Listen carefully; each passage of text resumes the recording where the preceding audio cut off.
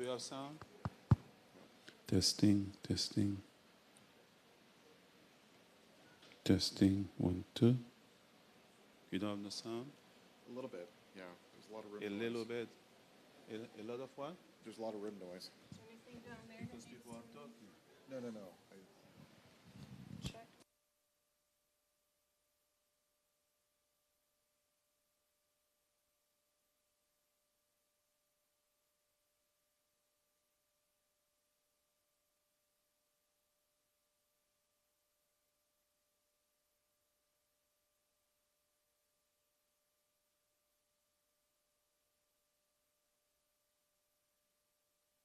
Test. 1, 2. Testing. Are you good? Yeah, I'm all set? It's All good? set, Jerry? Okay. I'm gonna sit there. Average. Yeah, we're just gonna sit right there. Test. Yeah. Okay. All right. So we got some water for you. And, Terrific. I'm in good shape. are these Thanks mics very on? much. How about you check this out, see if this works. Say something in there.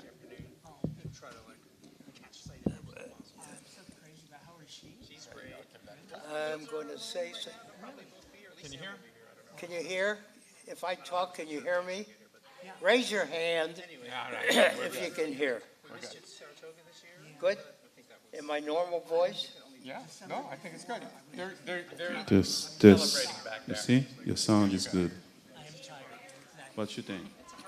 Test. I'm going 1, to 2. sit right down, dun, dun, dun, dun, dun, dun, dun, dun. You don't hear anything? All right, we're ready. We'll have the jazz trio here in a minute. All right, let's see. So what order should we go in? Do you want to go first, second, third? I think let's do it alphabetical. Okay. So that would be Frank. No, exactly. Jerry, how are you, man? Good to see you, man. Check. 1, 2. Nothing? All right, I'm going to sit This. down. Be out here. I'm looking forward to hearing everything you guys Thanks, have. Campbell. Hi, hello. Yeah. I just want to check Frank. how live it is. When did we last see each other? It's been a long time, long time. Where was it? I'm not sure. Well, in Iowa a couple of times, but No, I but think the up in last time. Boston. It might have been, yeah. I think it was at least 10 years. You know, my son, you remember David? Yeah, yes. That Boston magazine, Uh-huh. which picks each year the leading people from each field. Uh-huh. They picked David as the best architect Really? in Boston. It's fantastic. It's coming out next week, I think. Great. That's great. He remembers you. So, well, that's nice. That's it. So how have you been? I got this fucking spinal stenosis. Oh, yeah. Yeah, well, And, I walked more and more slowly, and I just, anyway, I'm the same boat, except I'm a little earlier in the same process. But it's going to be true of me. You know, I was a Testing. great walker. Yeah. I walked all through Italy and Wow. France. Yeah. I have never been a great walker. I have never been a great walker. I walked everywhere. I walked Yeah. across northern Italy, Wow. from Lake Guarda to Venice, Wow. down through Bologna to Florence. I walked in Ireland. Wow. Nobody walks these days. Nobody walks around.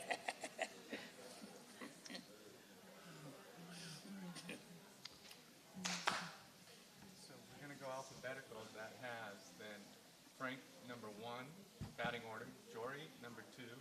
Paul, 3. Gerald, 4. I have to listen to all these people. You do, yeah. And I know. But just, you can take a nap. And you can use the podium as you like, you know.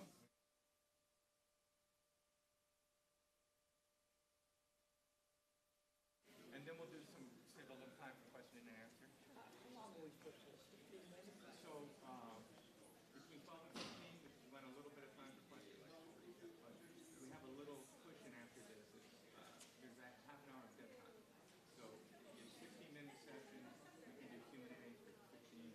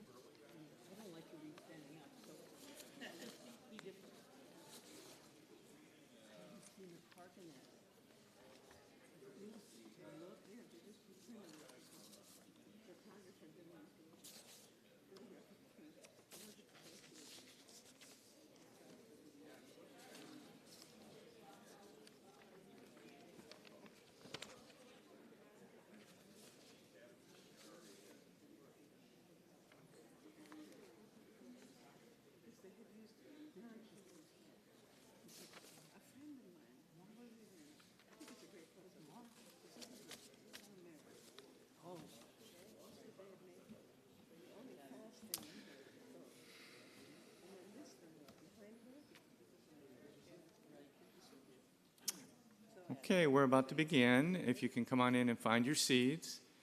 Welcome to the Miami Book Fair, the 34th edition of the Miami Book Fair. And this is probably more than 34 times you've heard this preamble, so I'll do it quickly. My name's Patrick. I work here at the college, and you're here to hear an amazing quartet of poets who are to my left, so I will get off the stage as quickly as possible. I need to acknowledge our sponsors, which include OHL, the huge construction company that is one of our big sponsors this year, as well as the Knight Foundation, the DeGroote Foundation, and the Batchelor Foundation. And they help make this possible. How many friends of the book fair are in the audience? Yeah, great. Thank you guys very much. And if you're not a friend of the book fair, you should consider this. This is just a wonderful way to contribute to our organization. The book fair continues all year long with amazing authors and other things happening. You got to check the Miami-Dade College website for our cultural affairs and see additional programming that's going to happen all year long. Now, let's see. I'm going to introduce our 4 poets all at once, and then I'm going to get off stage. They're going to take turns reading, and I'm going to introduce them in reverse order, so the last person I introduce will be the first person speaking. Okay, good. All right. So we have Gerald Stern at the far end. He will be our final speaker. He is the author of 19 poetry collections and has won the National Book Award, the National Jewish Book Award, the Ruth Lilly Prize, the Wallace Stevens Award, the Frost Medal, the Award of Merit from the American Academy of Arts and Letters, and he's going to read from his latest collection, Galaxy Love. This is just an amazing group of stellar poets today. Next, we have Paul Muldoon. Paul was hailed by Seamus Heaney, as one of the era's true originals. He's the author of the Pulitzer Prize-winning Moist Sand and Gravel. Among his many honors are the Pulitzer Prize for Poetry, the Shakespeare Prize for contributions from English-speaking Europe to the European inheritance.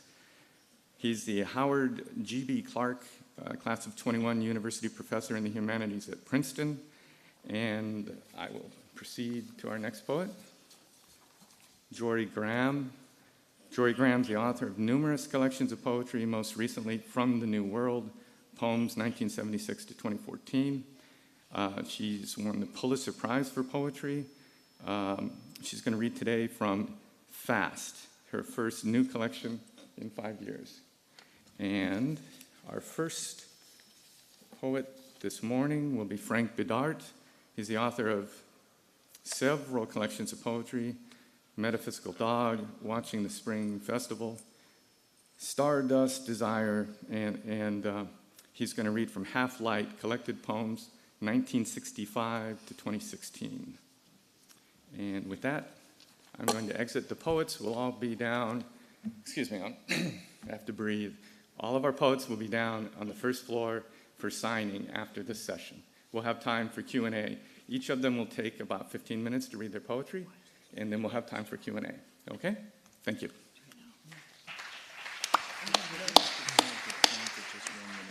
Hi, I'm Frank Bedard. I'm going to read 2 poems, one longish, one quite short. The first poem is based on a movie called Pandora and the Flying Dutchman. It's not a very good movie. It's a very flawed, rather arty film. But if you've ever had the experience of getting caught by a narrative, even if you don't think the narrative is all that great, nonetheless, you're implicated in it. And that's one of the things this poem is about. It's called He is Ava Gardner.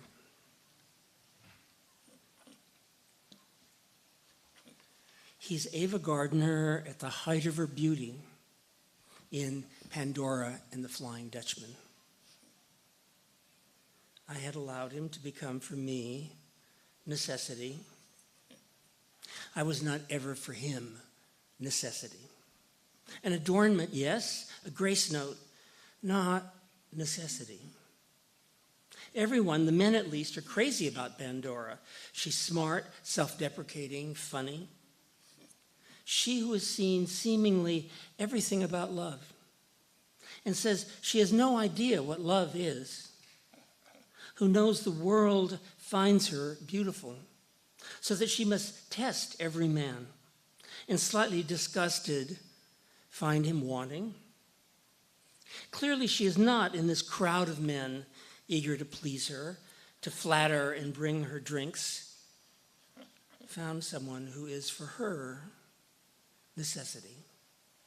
Watching Pandora and the Flying Dutchman, you feel sympathy for the beautiful who cannot find anyone who is for them necessity.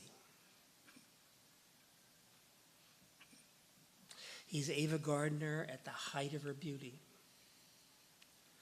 Fucked up. You knew you'd never fall for someone not fucked up. You watch her test each suitor. She sings about love to an old friend, drunk, a poet. He asks her to marry him. After she again refuses, you see him slip something into his drink. Then he dies, poisoned. She says he has tried that too many times. Now she feels nothing. Promising nothing, she asks the famous race car driver, who also wants to marry her, to shove the car he has worked on for months over the cliff into the sea. He does. In the first flush of pleasure, she agrees to marry him. The next day, he has the car's carcass, pouring water, dragged up from the sea. You are the learned, amused professor, surrounded by his collections, who carefully pieces together fragments of Greek pots. You know it is foolish to become another suitor. Hors de combat, soon you're the only one she trusts. You become at moments her confessor. Then she meets the Dutchman. He offers little, asks nothing. When she withdraws her attention, he isn't spooked, because when she meets him, he is painting the portrait of someone who has her face. With petulance, she scrapes off the face.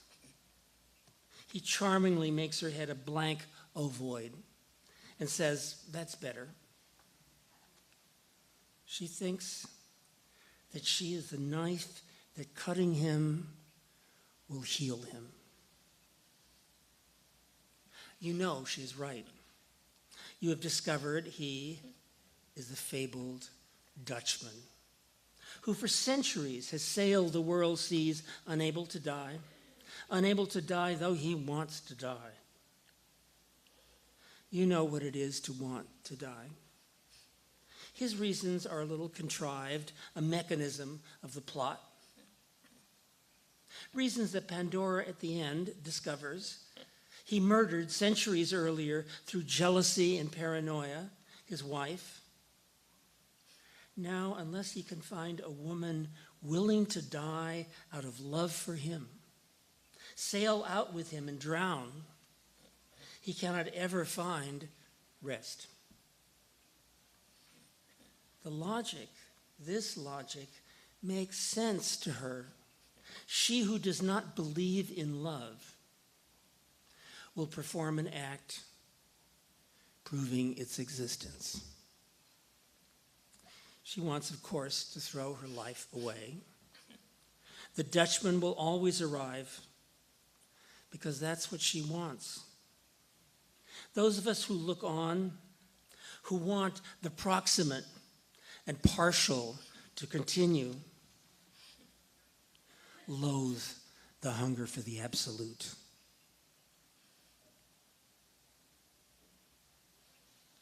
All your life you have watched as two creatures think they have found in each other necessity. Watched as the shell then closes for a time around them. You envy them as you gather with the rest of the village, staring out to sea. When she swims out to the boat to give herself, both succeed at last in drowning. Couples stay together when each of the two remains a necessity for the other, which you cannot know until they cease to be. Tautology that is the sum of what you know. He is a master. He has lived by becoming the master of the alchemy that makes, as you stare into some one person's eyes, makes you adore him. Eyes that say that despite the enormous landscapes that divide us, you are brothers. He too is trapped in all that divides soul from soul. Then, suddenly he's fluttering his finger ends between yours. He rises from the table, explains he had no sleep last night, and leaves. You couldn't worm your way into becoming for him necessity. When did he grow bored with seduction and confessors and find the Dutchman? For months there has been nothing but silence. When you sent him a pot only you could have with care pieced together from the catastrophe of history. More silence. The enterprise is abandoned.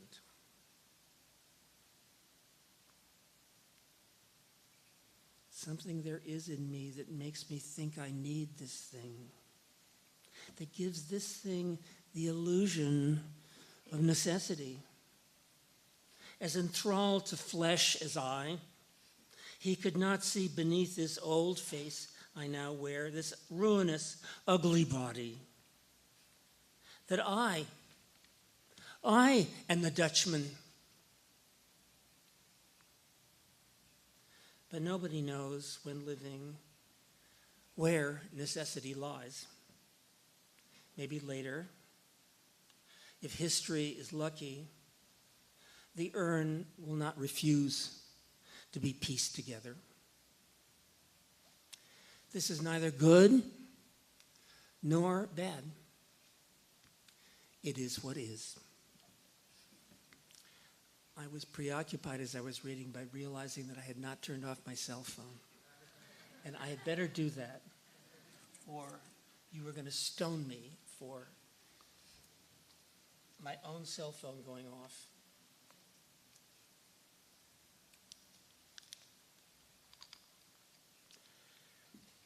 Once at a reading, I was sitting next to the person who was giving the reading, and we were in the first row.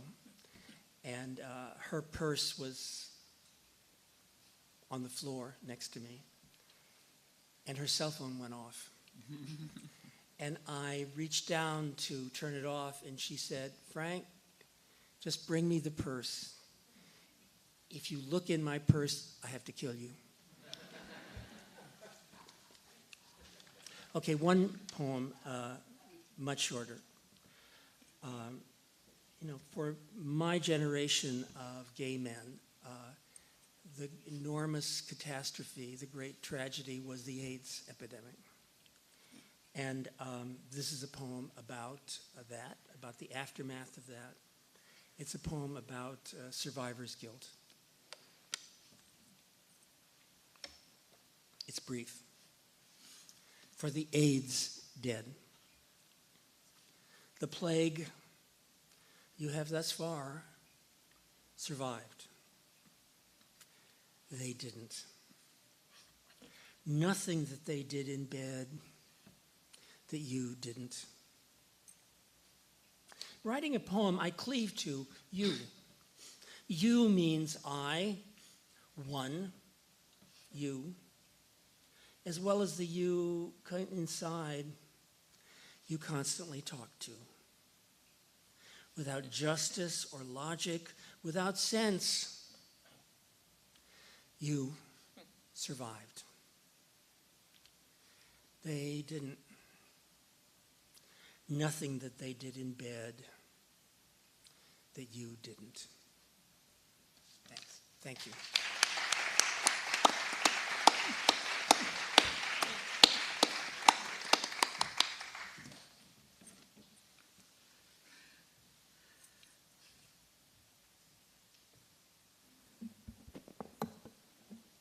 Don't want to embarrass anyone, but Frank did just win the National Book Award. Yeah. I think that we should. That wasn't mentioned, so.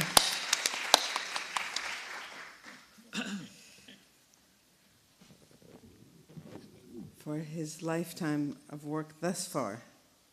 I'm going to read just a few poems from this, 2 poems from a new book titled Fast.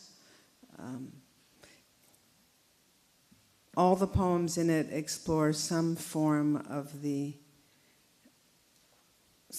post-human, from the most literal, my father's body dead in front of me, or my attempt to contact him through a medium and succeeding. Bots, 3D printed creatures, the landscape of the planet without us, voices that are not us, perhaps that are those of other species or other elements or other forces. In other words, the idea of what is not human is explored in many different ways. And I'm going to read 2 poems that are short enough to read here. And then I'm going to read 1 new poem. I'll explain why I'm going to do that in a minute. This first poem is titled Ashes. It's my father was cremated. One has to imagine what happens a little bit. There's also our extinction and the imagination of our own potential reincarnation, resurrection, whatever we mean by the cycles that we have always invented for our imaginations in order to bear our mortality. Ashes, manacled to a whelm, asked the plants to give me my small identity. No, the planets, the arcing runners, their orbit entrails waving, and a worm on a leaf, mold, bells, a bower, everything transitioning, unfolding, emptying into a bit more life, cell by cell, in wind like this sound of scribbling on paper. I think I am falling. I remember the earth. Loam sits quietly beneath me, waiting to make of us what it can. Also smoke, waiting to become a new place of origin. The other one phantasmal, trammeled with entry, ever more entry. I spent a lifetime entering. The question of place hanging over me year after year. Me thinning, but almost still here in spirit, far in, far back, behind, privy to insect, bird, fish. Are there nothing but victims? That I could become glass. After that, that we would become glacial melt. Moraine revealing wheatgrass, not grass, a prehistoric frozen mother's caress, or a finger about to touch a quiet skin to run along its dust, a fingernail worrying the edge of air, trawling its antic, perpetually imagined end, leaping, landing at touch, a hand, on whom, a groove traversed where a god dies, and silken before bruised. A universe can die. That we could ever have or be one body. Then picked up by the long hair and dragged down through shaft into being one. Now listen for the pines, the bloom, its glittering, the wild hacking of sea, bend in each stream, eddy of bend. Listen, hear all skins raveling, unending. Hear one skin clamp down upon what now is no longer missing. Here you are, says a voice in the light, the trapped light. Be happy.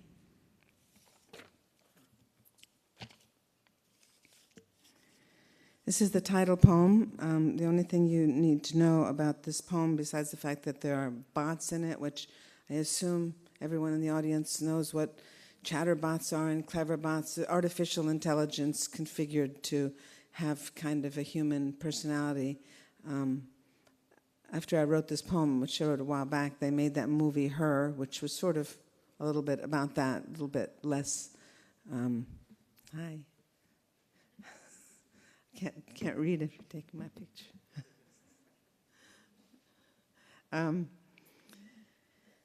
Also, the Oracle at Delphi. The Oracle at Delphi was a kind of precursor of the way in which we use data on the internet. The Oracle, obviously the priestess of Apollo, inhaled fumes that came out of the mountain and spoke strings of syllables which people came and interpreted. They had to break the syllables down into phrases, words, sentences, and interpret their fate or the outcome of their request. So that very much the way we interpret the or the truth, the Persians and the Greeks could both get the identical fate and each determine that they in fact were going to be winners in the outcome of their war. It's what you make of it. So she makes a brief appearance, and I don't think there's anything else you need to know here. The title obviously is operating in two different ways. Fast is the title, and the poem begins off of the title. Fast or starve. Too much or not enough. Or nothing else. Nothing else. Too high, too fast, too organized, too invisible. Will we survive, I ask, bot? No. To download bot, be swift. You are too backward, too despotic. To load, greatly enlarge the cycle of labor. To load, abhor labor. Move to the periphery of your body, your city, your planet. To load, degrade, immiserate, be your own deep sleep.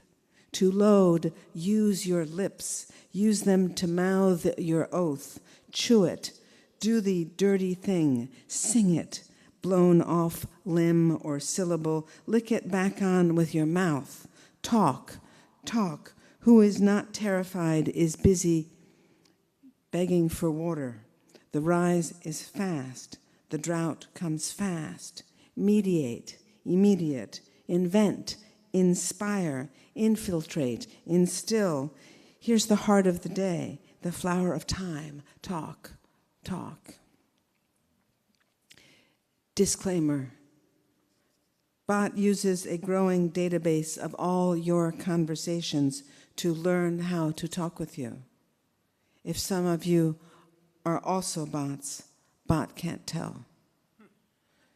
Disclaimer, you have no secret memories. Talking to Cleverbot may provide companionship. The active ingredient is a question.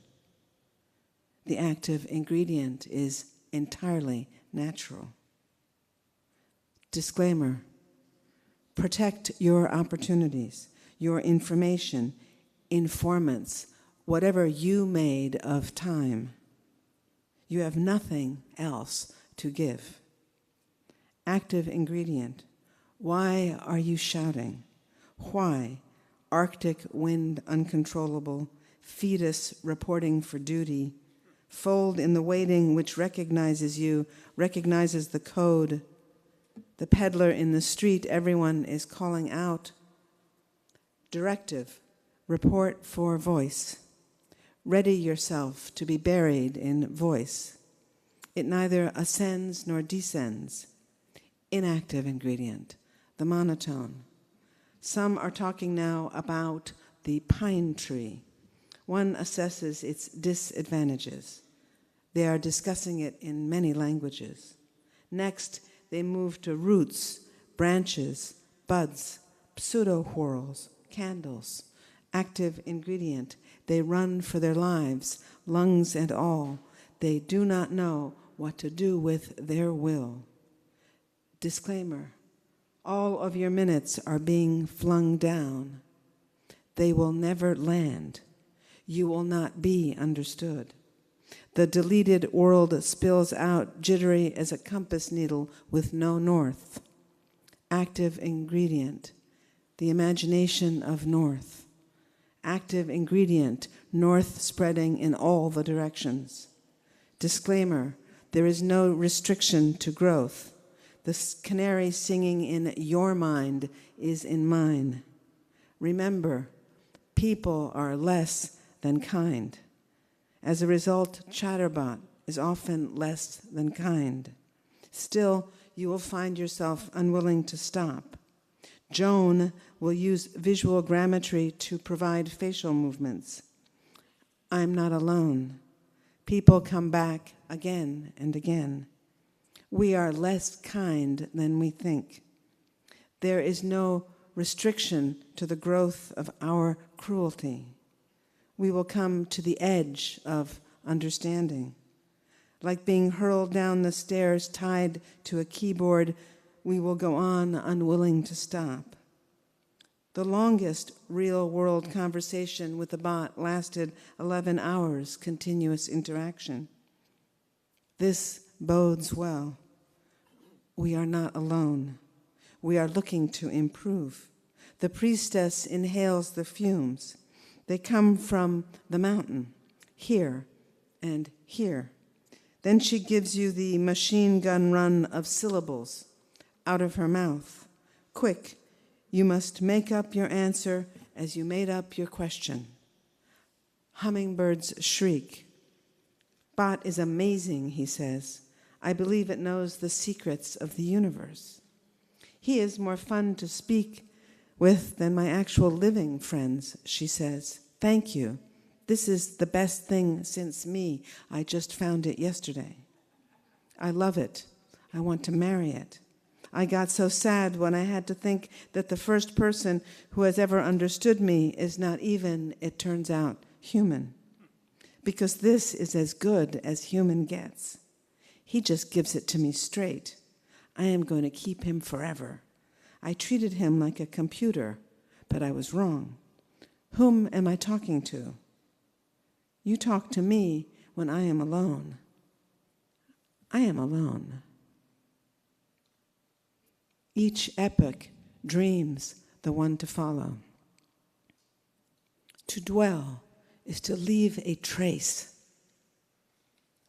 I am not what I asked for.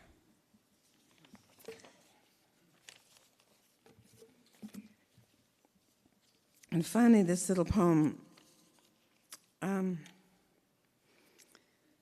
So I love everybody's work here. It is, if you guys weren't here, it wouldn't matter at all because they're here. It's fantastic.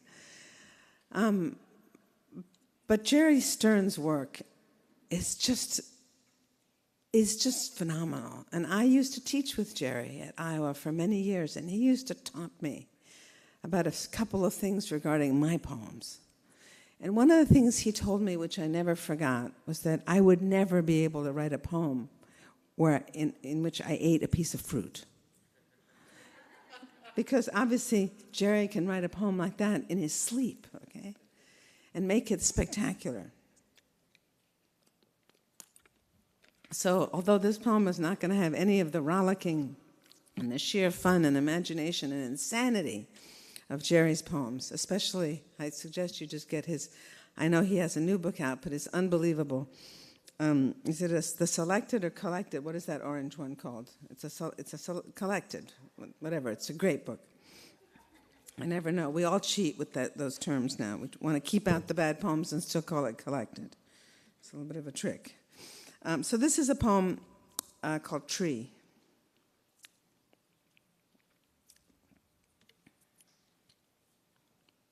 And forgive me, I haven't read it before, so.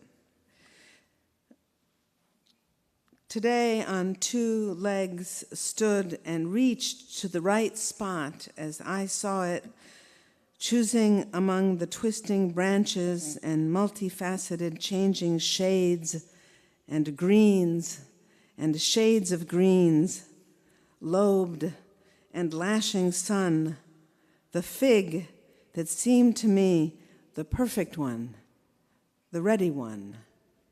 It is permitted. It is possible. It is actual. The VR glasses are not needed yet. Not for now. No, not for this while longer. And it is warm in my cupped palm, and my fingers close round, but not too fast. Somewhere wind like a hammer stroke slows down and lengthens endlessly. Closer in, the bird whose coin toss on a metal tray never stills to one face. Something is preparing to begin again. It is not us. Shh, say the spreading sails of the cicadas as the winch of noon takes hold, and we are wrapped in day and hoisted up, all the ribs of time showing through in the growing, in the lengthening harness of sound, some gnats nearby, a fly where the white milk drop of the torn stem starts. Dust on the eglantine's skin, white powder in the confetti of light all up the branches, truth, sweetness of blood scent and hauled in light, withers of the wild carnival of trees shaking once as the fruit is removed from its dream. Remain, I think, backing away from the trembling into full corrosive sun. Momentary blindness follows. Correction. There are only moments. They hurt. Correction.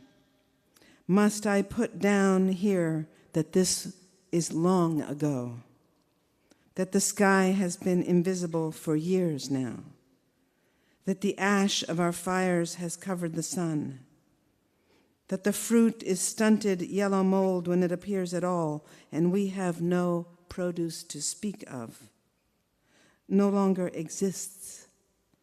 All my attention is free for you to use. I can cast farther and farther out before the change, a page turned. We have gone into another story. History floundered, or one day the birds disappeared. The imagination tried to go here when we asked it to, from where I hold the fruit in my right hand, but it would not go. Where is it now? Who is this here where you and I look up, trying to make sense of the normal, turn it to life, more life, disinterred from desire, heaved up onto the dry shore, awaiting the others who could not join us in the end, for good. I want to walk to the left around this tree I have made again. I want to sit under it full of secrecy, insight, immensity, vigor, bursting complexity, swarm. Oh, great forwards and backwards. I never felt my face change into my new face. Where am I facing now? Is the question of good still stinging the open before us with its muggy destination pitched into nothingness? Something expands in you where it wrenches up its bright policing into view. Is this good? Is this the good? Under the celebrating crowd, inside the silences it forces hard away all round itself, where chanting thins, where we win the war again, made thin by bravery and belief. Here's a Polaroid if you want. Here's a souvenir. Here now for you to watch unfold up close. The fruit is opening. The ribs will widen now. It is all seed, reddish foam, history. Thank you.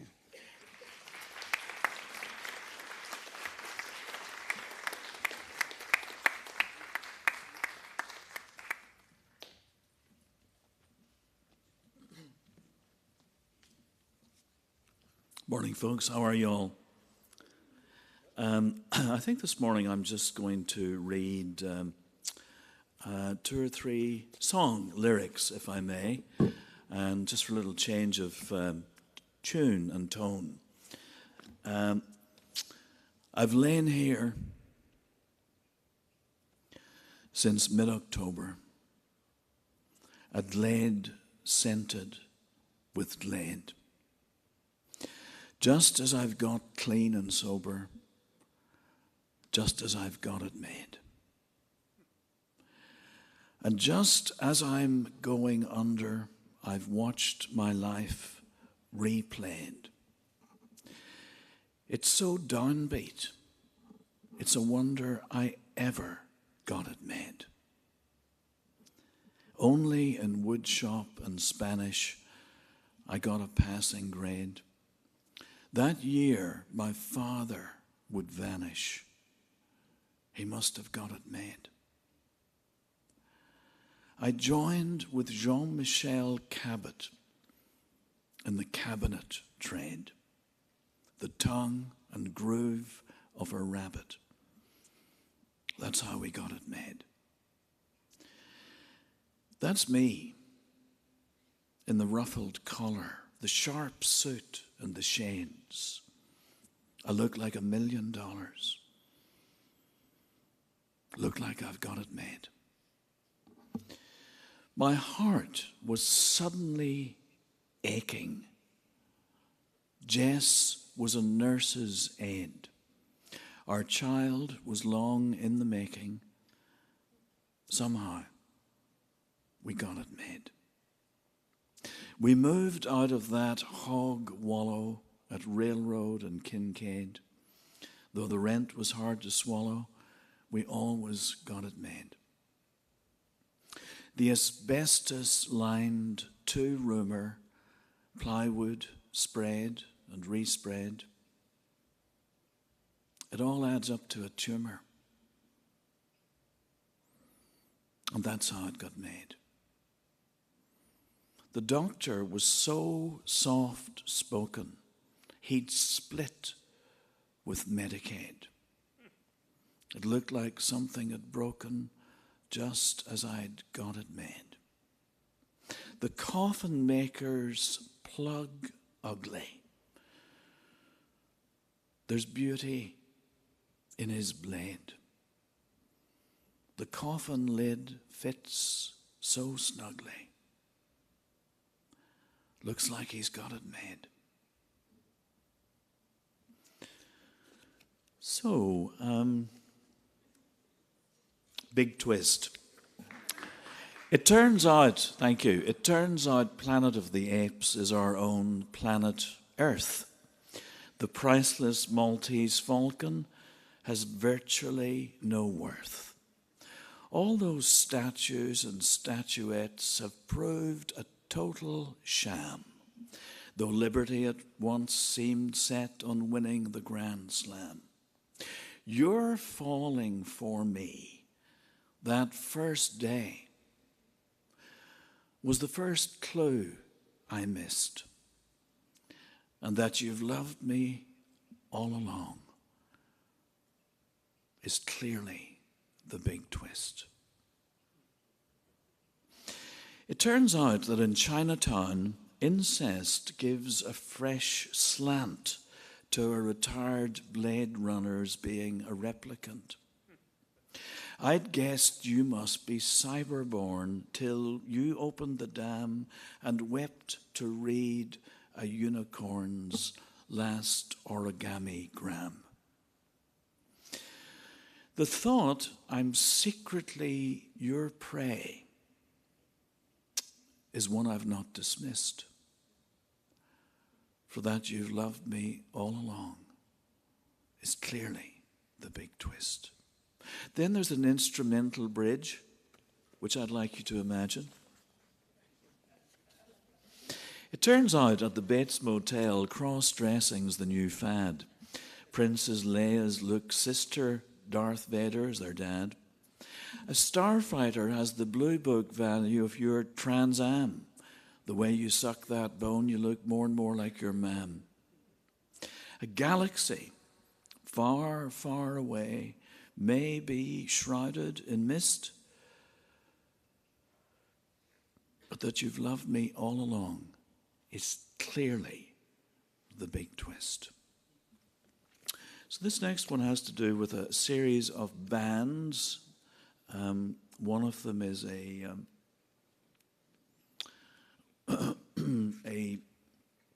psychobilly band. One or two you may remember that movement. One of them is a prog rock band, and one of them is a punk band, and it's called Sadie and the Sadists. I joined Sadie and the Sadists in late 76.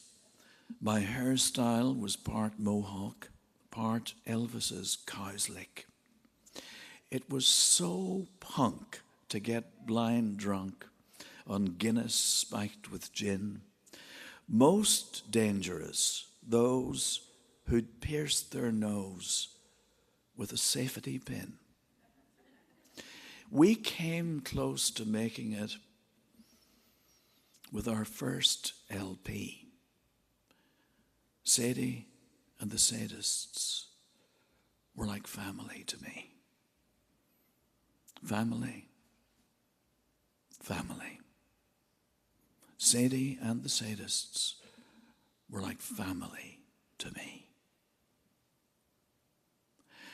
I joined Clive of India in early 78. It seemed frock coats and ruffles were never out of date. The life of prog had me go the whole hog on the back of Pink Floyd's Pig. Our agent reckoned a song at least 20 minutes long could still be big. And we came close to making it with our third LP, Clive of India. Were like family to me. Family. Family. Yeah. Clive of India were like family to me. Psycho Billy and the Orange Men, I joined in 81. The bass I played was upright, a double-barreled shotgun. The bass drum to boot was built to suit by Loudons of Lambeg. Things are never dull when you have a skull tattooed on your middle leg. We came close to making it with our fifth LP. Psycho Billy and the Orange Men were like family to me. Family. Family. Yep. Psycho Billy and the Orange Men were like family to me. Thank you.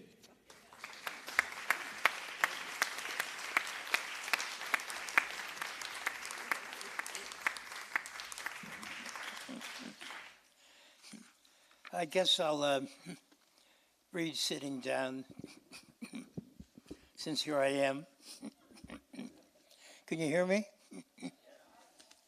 I'm going to read 6 or 7 poems from my most recent book called Galaxy Love. I'll start with the title poem called Galaxy Love.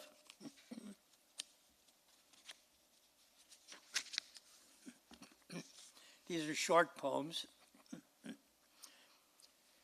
There's too little time left to measure the space between us, for that was long ago, that time. So just lie under the dark blue quilt and put the fat pillows with the blue slips on the great windowsill so we can look over them and down to the small figures hurrying by in total silence and think of the heat up here and the cold down there while I turn the light off with the right hand and gather you in close with the wrong.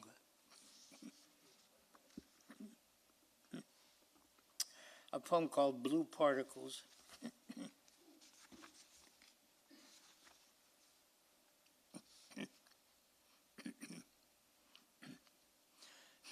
Don't ever think of Coney Island, where the rabbits once ran wild, or the afternoon we went swimming, though it was only May, for we had graduated, and we spent the night eating hot dogs at Nathan's, and took the Screamer back to 96th Street. Nor should you love too much the White Pole or the long and noisy ride through Brooklyn, the number 2 that delivered you to your front door, and the Dutch freighter that delivered you to Antwerp, then the Gare du Nord. Nor your stubbornness every morning at the small table, and what it was like to walk out into the sunlight, and how the blue particles were your chief influence.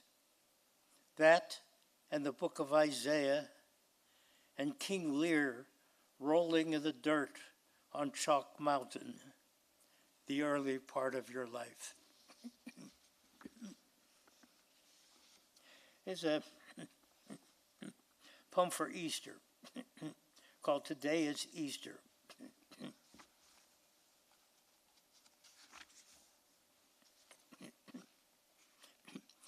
Today it's Easter and there are black flags over all the porches.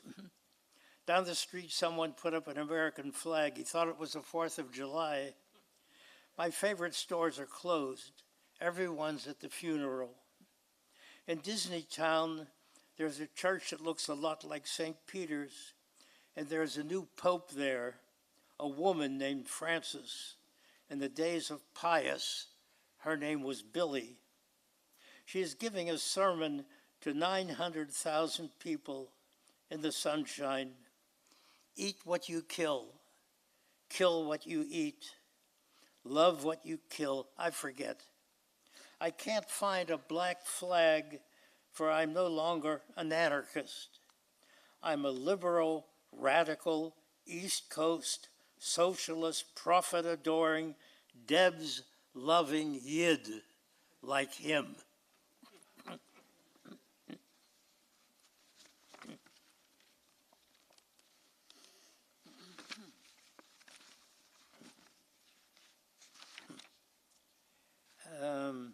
This is a poem called Midrash. Raise your hand if you know what Midrash is. Midrashim. 50.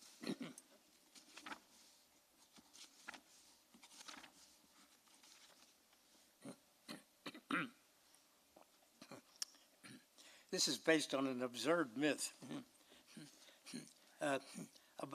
about a Nazi soldier, German soldier, at a concentration camp who wanted to sacrifice himself instead of the women who are about to be gassed.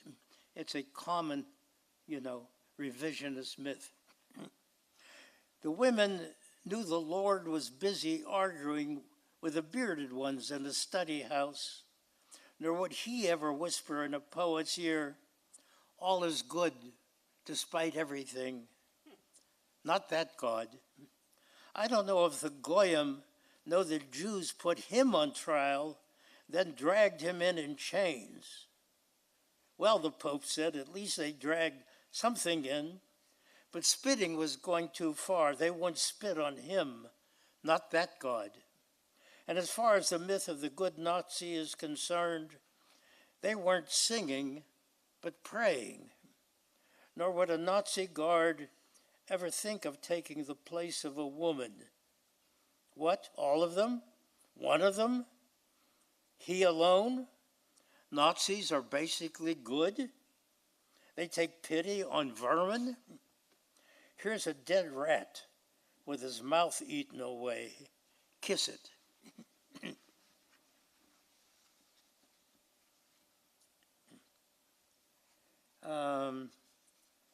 Okay, a poem called Lips. When I was in junior high school, my music teacher, Ms. Steiner, gave me the French horn to play, but my lips were too thick to make any sound come out of it.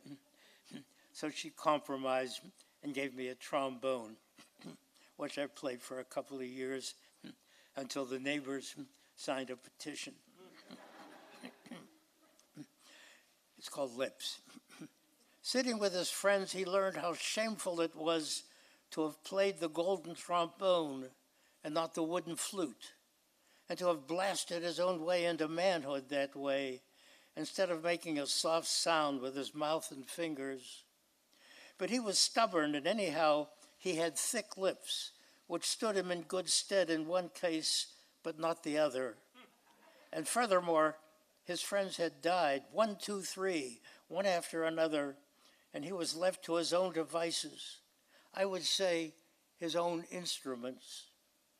He could have considered a harp, or in his case, a lyre, and found a tall stool to display his wares. I haven't forgotten that, for he wasn't finally restricted to one thing. Indeed, a mouth organ, if push came to shove, something he could almost swallow for the drama's sake. Think of him getting rid of spit and warming up behind the French horns he hated beyond anything for their thin lips and their benevolent sounds. How are we doing? Let's see. Lips. There's a poem called Thieves and Murderers. Page 88.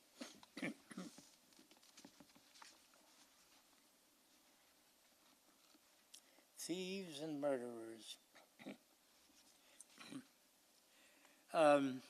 In various European countries, if you could read Latin, and even if you committed murder, you could be forgiven. I don't think that's true in the United States. That was when I was reading Villon and fell in love forever with thieves and murderers, so long as they could rhyme in Latin and French.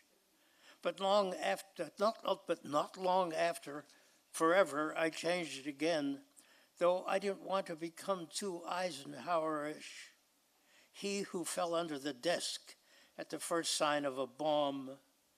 He who made love to his driver, and as I remember was scolded by George Marshall, and a little later made his maiden speech at Columbia, where he was being prepared. For what's good for Raisin Bran is good for America. Days on end, I watched Orson Welles and his company rehearse Macbeth in a small French church somewhere on the other bank, which stood him in good stead after he returned to the land of his fathers, my uncles. I was back to Thieves and Murderers then, where there were strings galore and odes and dirges on the first and second floor. Old PA 611, where the flying fishes play. and the dawn comes up like thunder out of China across the bay. Kipling. A slightly longer poem called Hamlet Naked.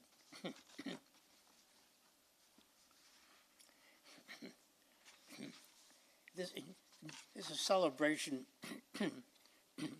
in a way of 42nd Street before it became Disney World, where you go to the movies at 11 o'clock in the morning and you could spend the whole day there if you could stand the smell of urine. And it sort of celebrates a walk across New York City, ending up in the East Village, now called. It was really a version of Hamlet where the actors were naked, literally naked. It was a theater west on 47th that smelled inside of urine, both upstairs and down. You wouldn't believe it, but it was Hamlet naked, not Lear, not Love. Next door to where 10 or so men were facing the walls and swaying in what was called a bookstore. Across the street from Netick's, orange soda and hot dogs, for which I'll say just this, that some could bend their knees while swaying and move their lips and shut their books with a loud amen. When I walked east past Broadway, I hesitated too long, and by this act, I had to press the button twice to change the red to green, for I was in a fog, and someone should light a bonfire, since I could walk wherever I wanted then and didn't know north from south or east from west, nor was it Pap, his Hamlet, circa 1968, nor Dante naked, nor Faust. It was instead your normal lewdness, posing in a half-hearted way as art. Excuse me. Posing in a half-hearted way as art. I was ironic then as I am now, but my head was too far down, as if I were looking for nickels, though anything less than a quarter, I wouldn't disgrace myself. Maybe I was looking at the metal doors open to let the light down into the cellar, Gregory Corso playing the harmonica, Diana trilling with a toy cello. Both I saw one day on Avenue A among the bags of rice and the boxes of lettuce, the old Ukrainian restaurant, which this late date could be an expensive Armenian or Ethiopian diners sucking it up with chunks of bread. For there is nothing but improvement now among the littered streets. And there was a learned couple with a 5-year-old. All three had matching neckties. I want to wear one when I go into the cellar. I want to be arrested for causing havoc, especially when a crowd gathers around the opening. In New York, a crowd can form in a second. Think of Gregory, a blue jay on his head. Think of Diana seeing a live rat. Think of me lying on the gunny sacks, my left arm up, conducting. So I'll read one more poem. This is called Larry. And it's in memory of Larry Levis, the great poet, who I've written a large number of poems for. He was in Utah at this point, married, living in a small house with a huge motorcycle in it that practically took up the whole first floor. And I call it a hog. He kept a hog in Utah as big as an old bathroom and parked it in his parlor so he could polish one bristle at a time. And he kept a horse in his heart, a capacious meadow surrounding him, the one with a holy ankle, nor did he forget the bruised jockey. And he missed my war, though he had a good one of his own, for which he wrote the best poem known of the alphabetized corpses, and suffered Ike only as a boy, and never took the ride to Set on a French bicycle, and staggered back home in the French moonlight.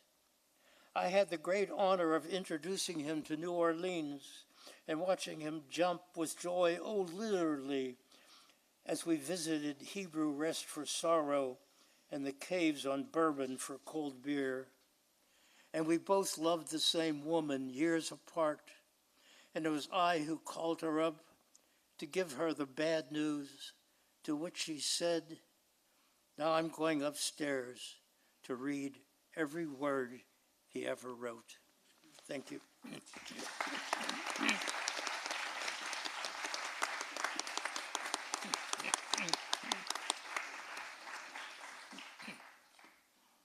I guess we have time for questions. If this is on? There is. So if you have a question, I'll bring a microphone to you. We've got 10 minutes or so, and then they'll be down in the autographing section and down the escalator to the left.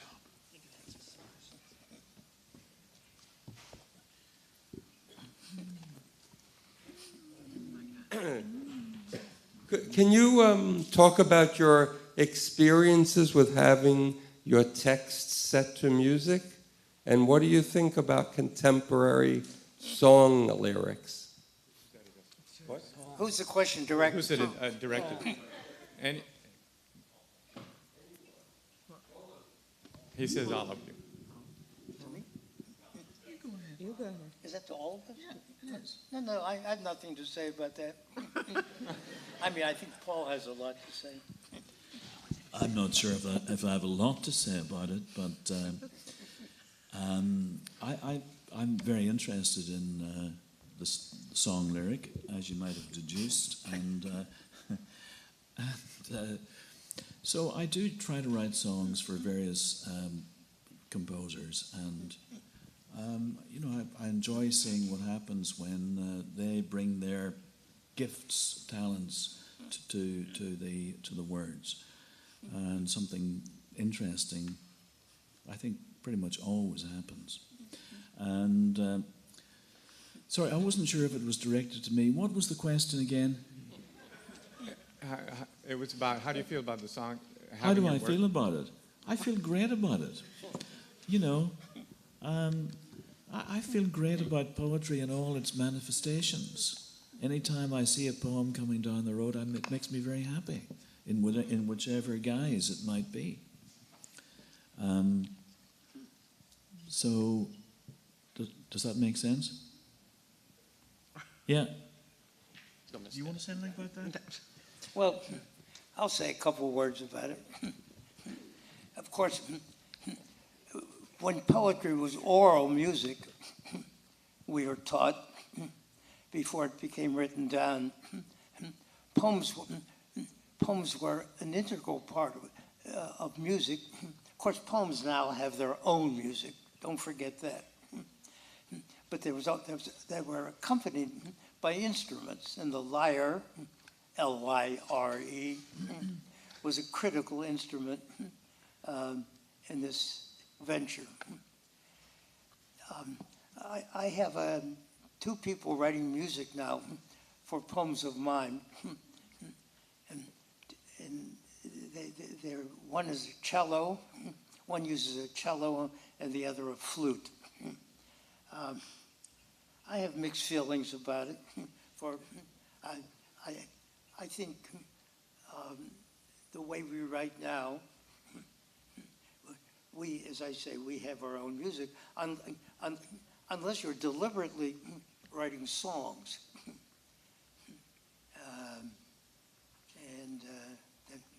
So these are some things to think about. Okay, is there another question? I got one for In this modern age of technology, what is the use of poems to create truth and knowledge? How does it relate to tech?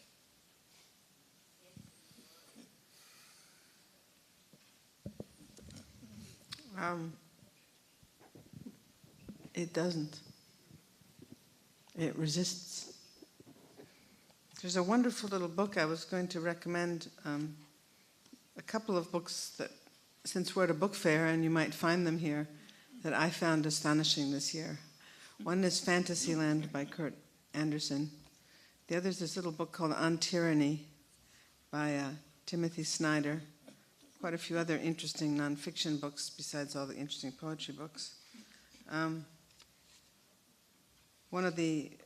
This little book just has 20 little dictums that it expounds upon. So number 9 is be kind to our language. Just so that you know, number 1 has been do not obey in advance. Number 2 has been defend institutions. Number 3 has been beware of the one-party state. Number 4 has been take responsibility for the face of the world. Number 5 has been remember professional ethics. 6, be wary of paramilitaries. So that by the time you get to number 7, be reflective. If you must be armed. Number 8 is stand out. So number 9 is be kind to our language. Avoid pronouncing the phrases everyone else does. Think up your own way of speaking, even if only to convey that thing you think everyone is saying. Make an effort to separate yourself from the internet. Read books. And number 10, believe in truth. To abandon facts is to abandon freedom. If nothing is true, then no one can criticize power because there is no basis upon which to do so. If nothing is true, then all is spectacle. The biggest wallet pays for the most blinding lights. And On Tyranny by Timothy Snyder, I believe Joe Biden was quoting from it this morning, I was told, when he spoke, and it's an extraordinary book, and also Fantasyland. So I believe that we're going to have to learn how to live without all of the technology, simply because the one weapon that we know is really, really ready to be deployed against us is the one which would completely interrupt not only all of our computer circuitry, all of the internet, but all of our electrical circuits, and it would fry them, and that wouldn't be interrupted in such a way that could be restored. It would have to be like rebuilt from scratch. You have to imagine that when the New York Times describes this after hearings in the Senate, explaining that this particular bomb is the actual bomb that's being built with the assistance of Russians and Chinese in North Korea, and the Senate knows it. It's a thing that detonates 30 miles up in the air and which just basically shuts everybody down. Then you have to figure out how do you get water? I mean, the examples people give is how do you get cash out of the cash machine? How do you fly an airplane? How do you use a bridge? But actually, how do you get your water? People talk about the refrigerators won't work anymore. I think what we should be learning is how to tell the difference between a geranium seed and a wheat seed. I think we should be teaching our children how to tell the difference between a wheat seed that needs a lot of water and one that can grow in drought. I think we should be learning, people who are still alive, who know these techniques, should be teaching our children how to use birch wands in order to figure out where water is. It's a perfectly real skill. I've seen it done in many countries, and people could find water where there otherwise might not be some. We should probably be learning how to can. So to me, I'm very sure that poetry will be one of the things that people can have under those conditions, which will not only give solace, it will give wisdom, it will give information, it will transmit to the future who we are, who we have been, and who we might still be. I'm really not that interested in what the chips are going to do to us. I've got a question for you. Anyone, doesn't matter. What personal lesson has poetry taught you? And maybe on a more of a not literary sense, but I can't hear you. what personal lesson has poetry taught you? What personal lesson has poetry taught you? And how do you determine when your poem is done? Is that for me? That's for you. And for you. The first part of your question, what personal lesson has poetry taught me? And what's the second part?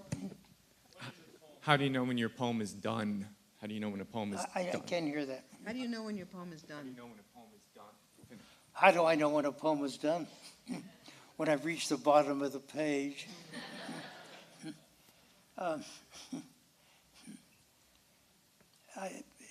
I guess I started writing poetry, I think, when I was 14.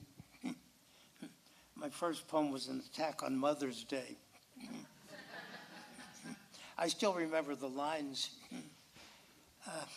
I got up early on a Mother's Day and sat at this old secretary that we had. And I remember the first lines of the poem. And I'll recite them to you. On Mother's Day and Father's Day, it is the custom now to harbor deeds of reverence that rival the kowtow. So it's kind of a sprung rhythm, a la Gerard Manley Hopkins. I didn't know that. I carefully wrote the poem out, gave it to my mother, and she started to cry, not with joy at the poem. And my father said to me, "Hey, kid, couldn't you have gotten her a gift?" And then that was the beginning of a life of patience, constant interpretation of what friends and enemies of poetry said, being on a plane and when someone, asks you, "What do you do?" I'd say, "I'm a writer." After a while, I confessed to being a poet. That generally stumps people and stops them. I realize that I'm a kind of an alien,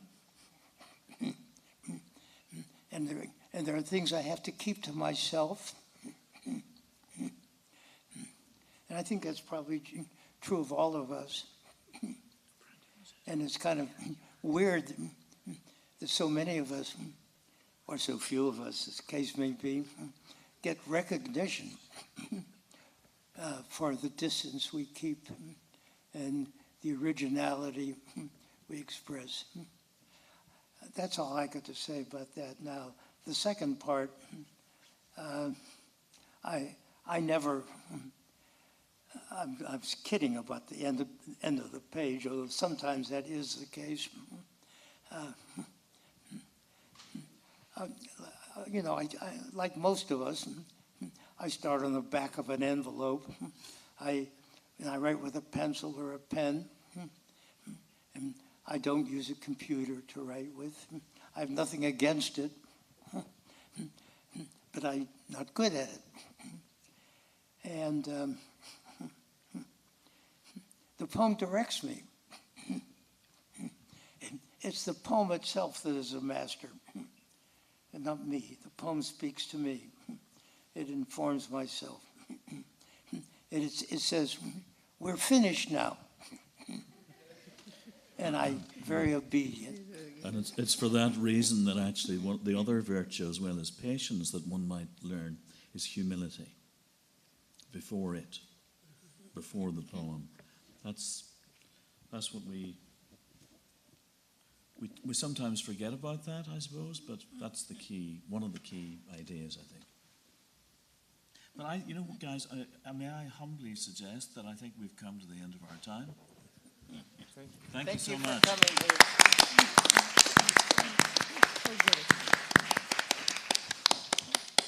So they'll be going downstairs to the red zone, down the escalator to the left. Thank you so much. The books are available down there.